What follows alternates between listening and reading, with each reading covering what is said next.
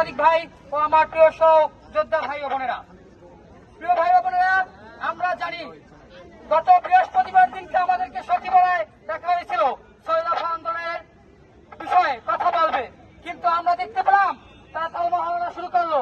আরে ভাই, তারা বলতেছে অন্য মন্ত্রণালয়গুলোকে এগুলো ঠিক করতে হবে।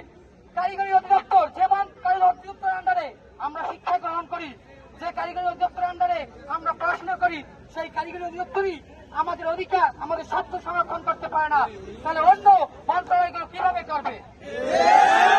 ভাই, ইতিপূর্বে আমরা লক্ষ্য করে দেখতে পাই 1990 সালের 164 নং প্রজ্ঞাপন রাষ্ট্রপতির আদেশে স্পষ্ট বলা হয়েছে 4 বছর মেয়াদী ডিপ্লোমা ইন ইঞ্জিনিয়ারিং কমপ্লিট করলে তারা সরাসরি 10ম গ্রেডে নিয়োগ প্রাপ্ত হবে, অর্থাৎ সরকারি দ্বিতীয় শ্রেণী কর্মকর্তা হিসাবে।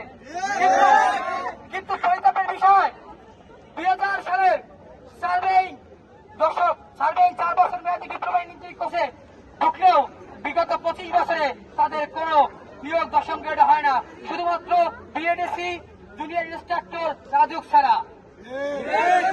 10ম গ্রেড আমাদের ডিপ্লোমা ইঞ্জিনিয়ারদের সম্পদ। আমার বীর ভাইয়েরা তাদের রক্তের বিনিময়ে 10ম গ্রেড অর্জন করে গেছে। আজকে আমার প্রাণের দাবি, 10ম গ্রেড সকল ডিপ্লোমা ইঞ্জিনিয়ারিং সার্ভিংকে দেওয়া হবে এবং 10ম গ্রেড শুধুমাত্র ডিপ্লোমা ইঞ্জিনিয়ারিং